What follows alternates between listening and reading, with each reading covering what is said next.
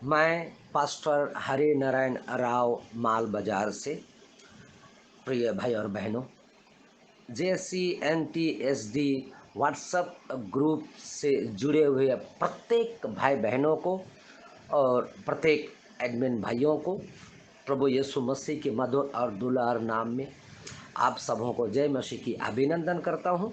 विशेष तौर से pastor Abraham कुटी को धन्यवाद देता हूं कि परमेश्वर उनको बहुतायत की आशीष दे और उनकी परमेश्वर का कार्य में परमेश्वर उनको और भी अधिक वचन दे के परमेश्वर उन्हें आशीषित करे। आमीन।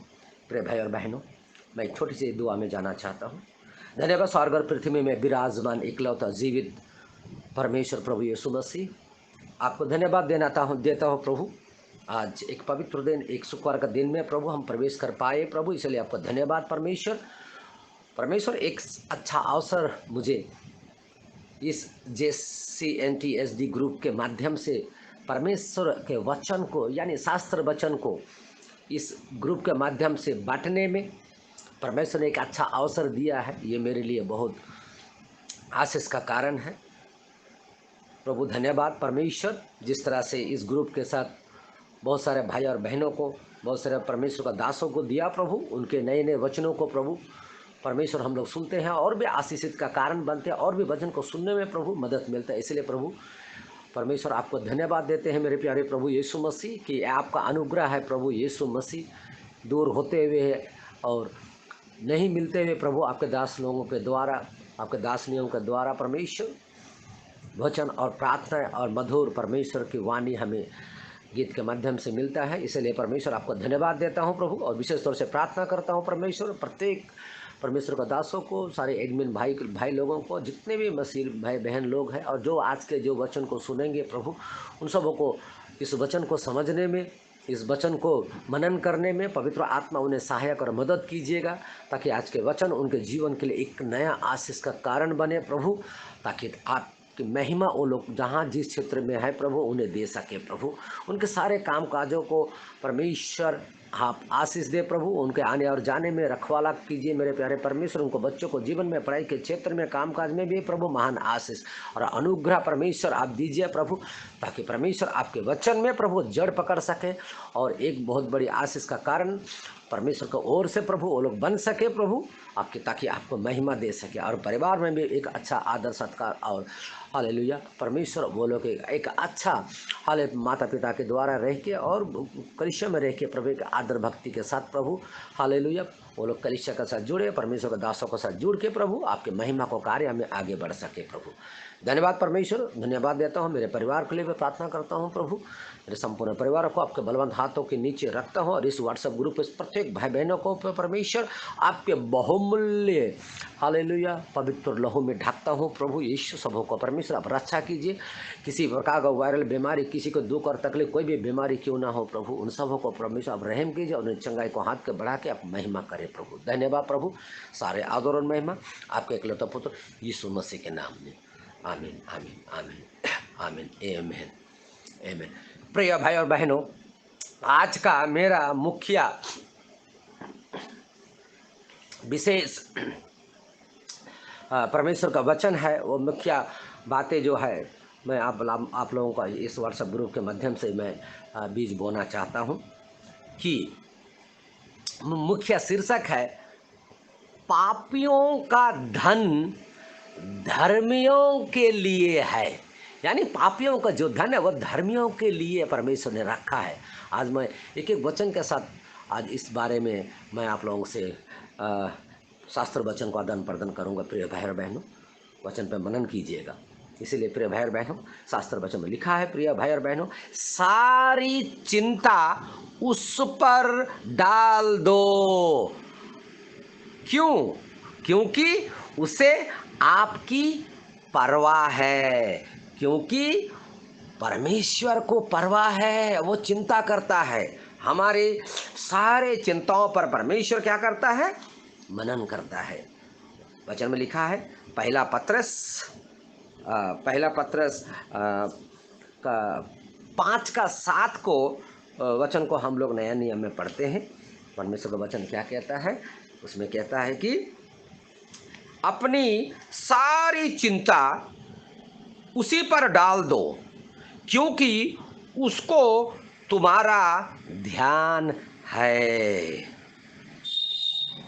इसलिए प्रिय बहनों, हम लोगों का क्या चिंता है, हम लोगों का आत्मिक, शारीरिक, मानसिक क्या चिंता है, मनुष्यों को बता के कोई लाभ नहीं है। प्रिय भाई और बहनों, मनुष्य हमारे चीज़ों को, समस्या को समाधान नहीं कर सकता है, लेकिन शास्त्र वचन कहता है कि सारी चिंता उस पर डाल दो, क्योंकि उसको तुम्हारा ध्यान है।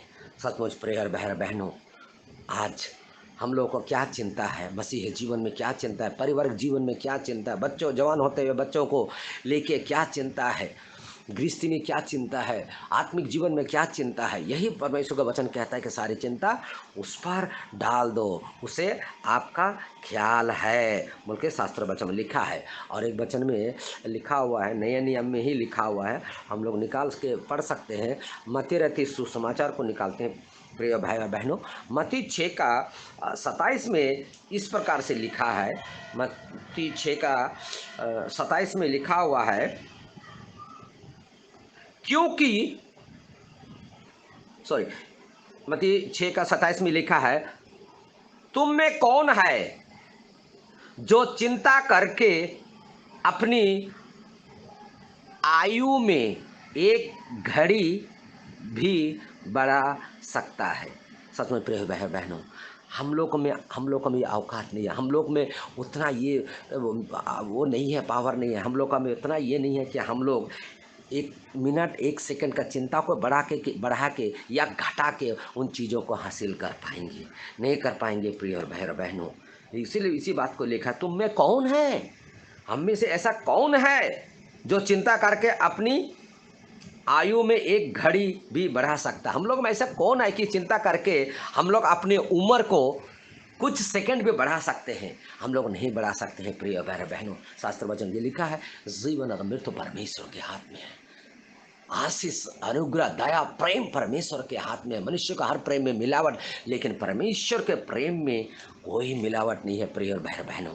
इसलिए शास्त्र वचन कहता है, पापियों का धन धर्मियों का है।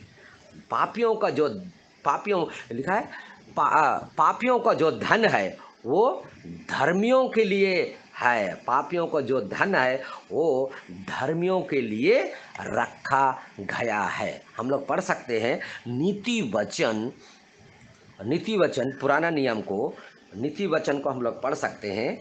नीति वचन 15 को हम लोग पढ़ेंगे, नीति वचन 15 का 6 को पढ़ेंगे। नीति वचन 15 का 6 में शास्त्र वचन कहता है कि, नीति वचन 15 का 6 में लिखा हुआ है, धर्मियों के घर में बहुत धन रहता है, परंतु दुष्ट के उपार्जन में दुख रहता है।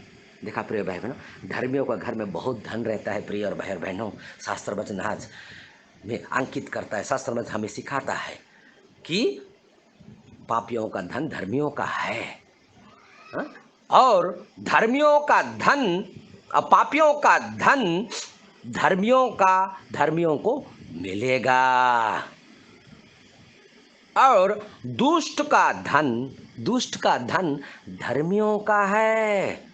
दुष्ट का जो धन है वो धर्मियों के लिए है प्रिय भाई और बहनों। दुष्ट का धन वो धर्मियों का है। नीति वचन 15 का 6 में मैंने आप लोगों को सुनाया, धर्मियों के घर में बहुत धन रहता है प्रिय भाई और बहनों। धन धर्मियों के लिए रखा गया है।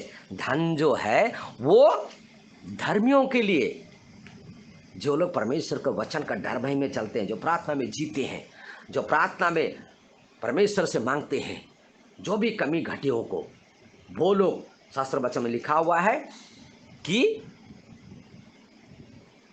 शास्त्र वचन यही कहता है कि धन धर्मियों के लिए रखा गया है। हम लोग पढ़ेंगे पुराना नियम के पहला इतिहास को देखेंगे। पुराना नियम के पहला इतिहास इसका 21 का हम लोग 12 को पढ़ेंगे। पुराना नियम पहला इतिहास उसका 21 का 12 में लिखा हुआ है, धन और महिमा तेरी ओर से मिलती है और तू सबों के ऊपर प्रभुता करता है। सामर्थ और पराक्रम तेरे ही हाथ में है और सब लोगों को बढ़ाना और बल देना तेरे हाथ में ही है। सचमुच प्रिय भाई बहनों, धन और महिमा तेरी ओर से है, यानी धन और महिमा परमेश्वर की ओर से है, जिसमें मिलावट नहीं है। प्रिय भाई और बहनों, जिसमें मिलावट नहीं है। शास्त्र बाजार आज हम लोग को यही सिखाता है। प्रिय भाई और बहनों, प्रिय भाई बहनों, धन ऐसे ही नहीं मिलेगा। प्रिय भाई और बहनों, ऐसे ही नहीं मिलेगा। हम लोग नौकरी करते हैं तो पूरा 1 महीना काम करना पड़ता है, तब जाकर महीना में एक बार सैलरी मिलता है। और कई लोग 1 दिन काम करते हैं तो उनको 1 दिन का उनको हाजिरी मिलता है और उसी से वो लोग अपना निर्वाह करते हैं। शास्त्र वचन में है इस तरह से। प्रिय भाई बहनों, ऐसे ही हमें धन नहीं मिलेगा। प्रिय भाई बहनों, हमें तैयारी करना पड़ेगा। उस व्यक्ति को ऐसे ही धन नहीं मिलेगा, उस व्यक्ति को तैयारी करना होगा, यानी उस व्यक्ति को योजना बनानी पड़ेगी। योजना बनाने पड़ेगी, यानी हमें योजना बनाना पड़ेगा। वो योजना क्या है? धन कमाने के लिए हमें परिश्रम करना पड़ेगा, हमें नौकरी करना पड़ेगा, या फिर हमें बिजनेस करना पड़ेगा, यानी खेती बाड़ी में सब साग सब्जी धान ये लगाना पड़ेगा, या फिर कोई धन पाने के लिए कोई पोखरा बनाओ, उसमें छोटा मछली डालो, बड़ा मछली होगा उसको बेचेंगे, है ना, उससे हमें धन मिलेगा। यानी कुछ योजना बनाना पड़ेगा, कुछ बिजनेस करना पड़ेगा। प्रिय बहनों, उत्पत्ति रहती सुसमाचार 12 का 1 और 2 में भी परमेश्वर का वचन में ये लिखा हुआ है। प्रिय भाई बहनों, ये बाइबल में 6 बार हो चुका है। प्रिय और भाई और बहनों, बाइबल में 6 बार ये चीज़ धन का आदान प्रदान हो चुका है और ये बताता है कि पहले भी पूरा हुआ 6 बार और 7वीं बार होने ही वाला है। प्रभु ने पहले ही ये अद्भुत काम 6 बार किया है। पहले भी परमेश्वर धन देने में अपने परमेश्वर को जो प्रभु के जो लोग थे उनको प्रभु ने धन दिया था, अलौकिक धन, अद्भुत धन, उसमें जो मिलावट नहीं था। 6 बार धन बाइबल में लिखा, 6 बार धन की आदान प्रदान की गई है। धन की लेन देन जो पहले ही हो चुका है। प्रिय और भाई और बहनों, इब्राहिम इसमें पहला व्यक्ति था। प्रिय बहनों, इब्राहिम के दिनों में बाइबल बताती है कि उस देश में अकाल पड़ा। हम लोग वचन को पढ़ेंगे तो पाएंगे। उत्पत्ति रहती सुसमाचार 12 का 10 में ये वचन लिखा हुआ है धन के बारे में, जो इसमें अब्राहम जो इब्राहिम था उनके दिनों में बाइबल में ये बात बताती है कि उस देश में बहुत अकाल पड़ा था। अगर हम लोग उत्पत्ति रहती सुसमाचार 12 का 10 पढ़ेंगे तो हम लोग वहाँ जान पाएंगे। प्रिय भाई और बहनों, यदि हम सब मुश्किल समय से गुजरेंगे, हम लोग बहुत मुश्किल समय से गुजरेंगे। प्रिय और भाई और बहनों, प्रभु की ओर देखना शुरू कीजिए। जीवन में तंगी, जीवन में परेशानी, जीवन में बीमारी, जीवन में नाना प्रकार की कष्ट, दुख, तंगी, ये सब चीज़ों से हम लोग गुजरेंगे। प्रिय भाई और बहनों, इसीलिए उस समय में प्रिय बहन अपनी परिस्थितियों को देखना बंद कर दीजिए। प्रिय और भाई बहनों, अगर उस पर हम लोग केंद्र बिंदु उस पर मनन करेंगे, बहुत चिंता में रहेंगे, मुश्किल में रहेंगे। इसलिए ऐसे समय में, ऐसे परिस्थितियों में अनदेखा कीजिए जो शायद नकारात्मक, भयानक या निराशाजनक हो सकता है। उस पर अगर मनन करेंगे तो प्रिय भाई जो बहुत नकारात्मक है, हो सकता है बहुत भयानक हो सकता है, और बहुत हमारे सोच और विचारों में क्या होगा, निराशाजनक, निराशा जहाँ आशा नहीं, ऐसा हो सकता है जिस पर हम मनन करेंगे। इसलिए अनसुना कीजिए उन परिस्थितियों में और परमेश्वर का वचन में केंद्र बिंदु बनाइए। परमेश्वर का वचन और प्रार्थना जो में उन चीज़ों से बाहर निकल सकते हैं। उस देश में अकाल पड़ा। अब ये मुश्किल का समय था अब्राहम के लिए। उत्पत्ति ऋतु सुबह 10:12 में ये बात को अंकित किया है। और वचन कहता है उस देश में अकाल पड़ा और अब्राहम मिस्र देश में चला गया। जब अकाल पड़ा तो वो आदमी अब्राहम जो है मिस्र देश में चला गया। अकाल इतना भयानक था कि उसे अपना घर छोड़ना पड़ा। अपनी पत्नी सारे को, सारा उनका पत्नी थी, सारे को लेकर वो कहाँ चला गया? मिस्र देश को चला गया। किस लिए? मदद ढूंढने के लिए। आज भी हम लोगों को जीवन में जब मुश्किल पड़ी, कर्ज जब आ जाता है प्रिय भाई बहनों, तब अपने घर द्वार, अपने स्थानों को छोड़ के किसी और सिटी में कहीं और चले जाते हैं। बहुत सारे आज जवान होते हुए बच्चों को देखते हैं, माँ बाप के कर्ज, उनका खुद के कर्ज है, वो लोग अपने घर छोड़ के कोई केरला जा रहा है, कोई बॉम्बे, कोई पूना जा रहा है, कोई गुड़गांव, कोई दिल्ली, ऐसे सब छोड़ छाड़ के वो लोग दूर दराज में जाते हैं धन कमाने के लिए, परेशानी से बाहर निकालने के लिए वो लोग जाते हैं। और ऐसे ही समय में और ऐसे ही निराशा अब्राहम के जीवन में आया। उसने भी अपना घर द्वार सब कुछ छोड़ के अपने पत्नी सारा को लेकर वो कहाँ चला गया? दूसरा देश, जो मिस्र देश को जाना पड़ा। किस लिए? मदद ढूंढने के लिए। और जब वहाँ था तब फिरौन ने सारा को देखा। तो फिरौन एक राजा था, उसने क्या किया? उसने सारा को देखा, यानी अब्राहम को पत्नी को देखा।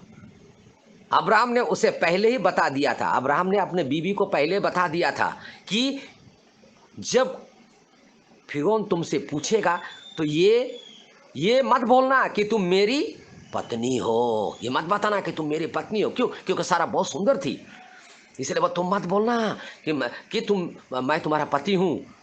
हाँ, ये मत बताना कि तुम मेरे पत्नी हो, बल्कि ये बोलना कि तुम मेरी बहन हो। जब पूछेगा तो बोल देना कि मेरी बहन हो, बोल देना। अब्राहम जो है उसका भाई है और सारा जो है बहन है, ऐसा बोल देना। बोल के अब्राहम ने अपना पत्नी सारा को समझाया, तुम मेरे बहन हो, नहीं तो ऐसा बता देगा तो फिरौन मुझे मार देगा। उत्पत्ति रस्ते सुसमाचार में 12:13 और उत्पत्ति रस्ते सुसमाचार में 12:16 में हम लोग इस वचन को पढ़ सकते हैं। प्रिय और भाई बहनों, जब उनके जीवन में तंगी और मुश्किल जब आया तो ऐसे समय में अब्राहम को वो कैसे उसने सामना किया। अपने पत्नी को भी उसने बोल दिया कि तुम बोल देना कि तुम मेरे बहन हो, मेरे पत्नी है, मत बोलना। फिर उन्होंने उसके कारण, किसके कारण? सारा के कारण अब्राहम का क्या किया? भलाई किया। और उसको यानी अब्राहम को क्या किया? भेड़, बकरी, गाय, दासियां, ऊंट, सब कुछ दिया। उसको सब कुछ मिला।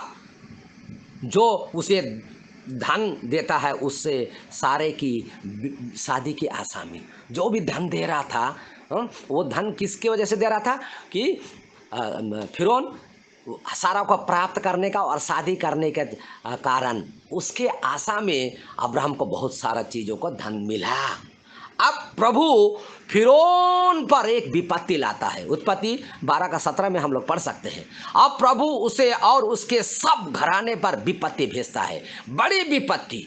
बाइबल बताती है सारे के कारण अब फिरौन एक दिन जागकर कहता है, मैंने बड़ी गलती की है। मैं जानता हूँ कि सारा अब्राहम की पत्नी है, उसकी पत्नी नहीं है। उसकी पत्नी लौटाता है और फिरौन क्या करता है? अब्राहम को अपना पत्नी वापस करता है। लेकिन उस समय तक अब्राहम बहुत धनवान व्यक्ति बन गया था। उत्पत्ति 12:19 में इस वचन का अगर हम पढ़ेंगे तो यहाँ पा सकते हैं।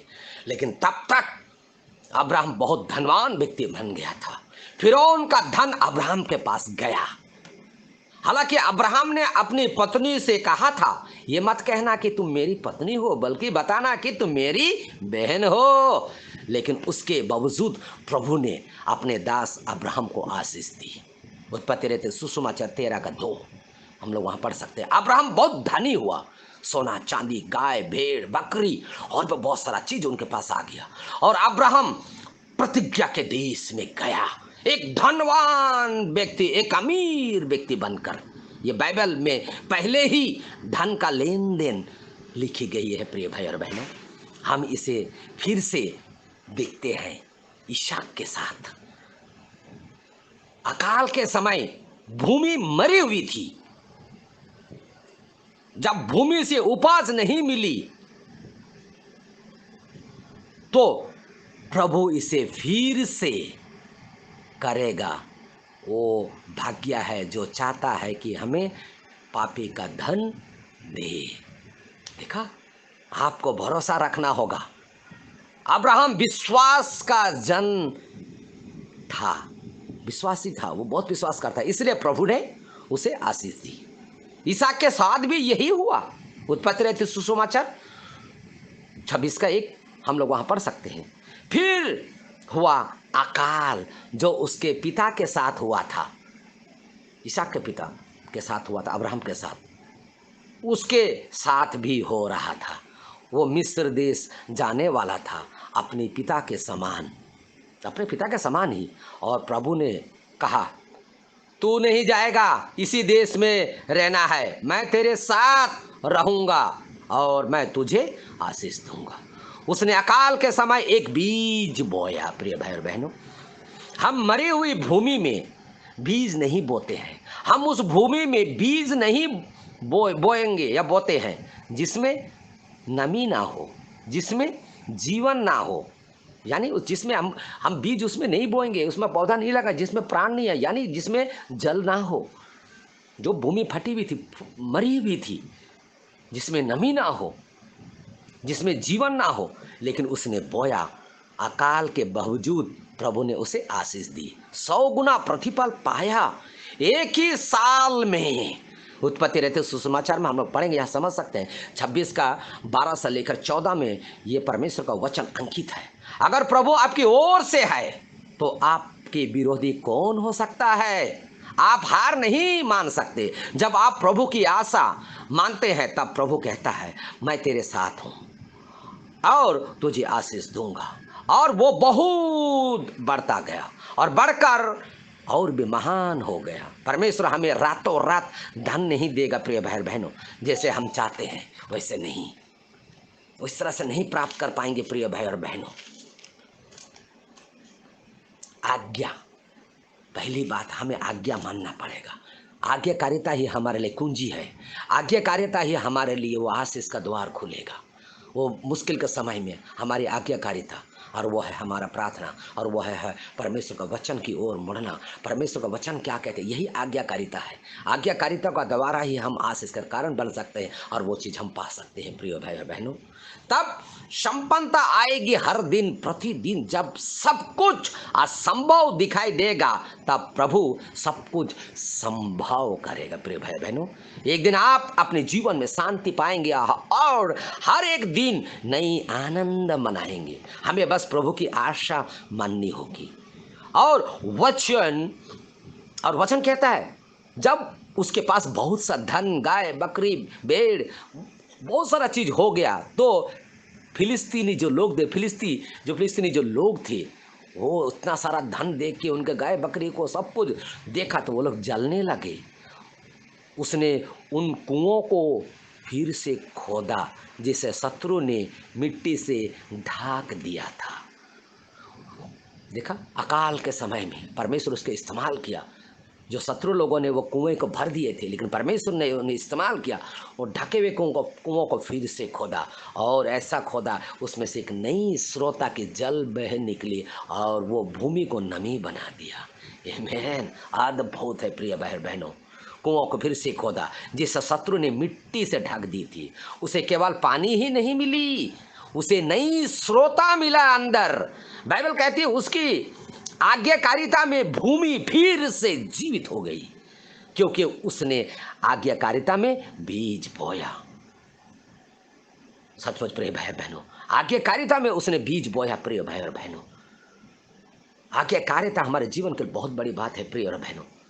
अबीमेलेक का धन इसहाक को मिला। उत्पत्ति 41:44 में पढ़ सकते हैं।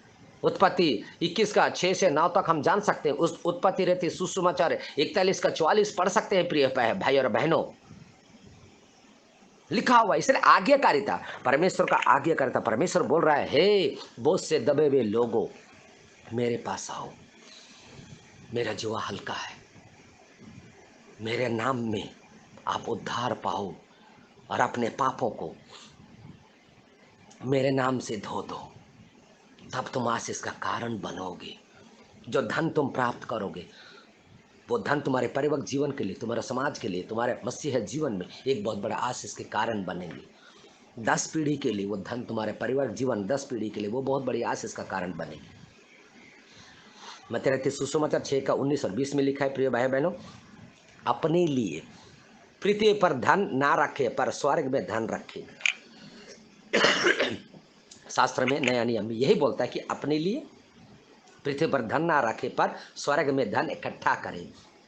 प्रिय भाई और बहनों, ये धन जो गलत रीति से आने वाला धन, जो हमें प्रभु के ओर से हमें गलत ओर मोड़ सकता है। गलत धन हमें गलत शिक्षा में ले आएगा। जब गलत धन आएगा मतलब गलत सोच और विचार, हम धारणाएं कर जाएंगे।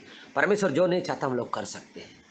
इसलिए प्रिय भाई बहनों, अपने पापों से मन फिराना है, अपने पापों से तौबा करना है और शास्त्र वचन में आज्ञाकारिता बन के अपने किए हुए सारे गुनाहों को परमेश्वर का सामने मान लेके प्रभु के नाम में उद्धार पाना है और प्रभु का नाम को पहनना है और पाप क्षमा तभी हो सकता है जब हम यीशु मसीह के नाम से जब बपतिस्मा लेते हैं, तब हमारे गुनाह परमेश्वर प्रभु यीशु मसीह का जो बहुमूल्य रक्त जो 2000 साल पहले कलवरी क्रूस में गोलगता पहाड़ में बहाया गया था, वो लहू आज भी बह रहा है, वो लहू आज भी जीवित है। प्रिय भाई और बहनों, इतना सामर्थ्य है कि उनके लहू की हमारे सारे पाप धुल सकता है और हम बन जाएंगे एक नए व्यक्ति, एक नई आत्मा, एक नया सोच, एक नया विश्वास में, और विश्वास में जागृति होंगे। और हमारी प्रार्थना जो भी होगा प्रिय भाई और बहन, हमारी प्रार्थना सामर्थ्य की प्रार्थना होगी और परमेश्वर हमारी प्रार्थना में कान लगाएंगे और परमेश्वर हमारी सारी इच्छाओं को पूरे करेंगे। प्रिय बहन, धन हमारे लिए इस संसार में बहुमूल्य है। क्यों? इस संसार में बीमारी है बहुत प्रकार का, कई चीज़ में है, तो धन के द्वारा भी हम अपने बीमारी से इलाज करा सकते हैं सब कुछ। स्वर्ग में कोई बीमारी नहीं, लेकिन इस युग में, इस रंग बिरंगे दुनिया में नाना प्रकार के बीमारी की आत्माएं इस दुनिया में है, लेकिन सोल्यूशन भी है। बहुत बड़े डॉक्टर, बड़े बड़े हॉस्पिटल है, लेकिन वहाँ धन की जरूरत है। शास्त्र वचन में लिखा हुआ है, परमेश्वर का महिमा करने के लिए तन मन और धन से परमेश्वर का महिमा करना है। लेकिन गलत रीति से आया हुआ धन, वो परमेश्वर का राज्य में हमने प्रवेश करने में, परमेश्वर का आशीष में वो मजबूर नहीं है। प्रिय भाई बहन, जो हमें आशीष दे, इसीलिए शास्त्र में लिखा हुआ है कि आज्ञाकारिता ही हमारे लिए वो कुंजी है। परमेश्वर का वचन हमें क्या कहता है, हमें परमेश्वर का वचन के आज्ञाकारिता में बढ़ना है प्रिय बहनों, और हमारे जीवन में प्रभु यीशु मसीह उद्धार देगा। शास्त्र में जो लोग यीशु का नाम लेंगे वो उद्धार पाएंगे। उद्धार मुक्त है, लेकिन बपतिस्मा मुक्त नहीं है। प्रिय भाई बहन, बपतिस्मा में मनुष्य को तैयारी करना, अपने पापों को पश्चाताप करना है, पश्चाताप में आना है, तब हम प्रभु यीशु मसीह के नाम को लेके अपने पापों को धोते हैं। प्रेरितों का 2 का 38 को हम लोग जब ग्रहण करते हैं, तब यीशु का लहू हमारे सारे गुनाहों को माफ़ करता है और हम प्रभु के बेटा और बेटी बन जाते हैं। इस वचन के साथ आप सब लोग को आशीष मिले। आमीन, आमीन, आमीन।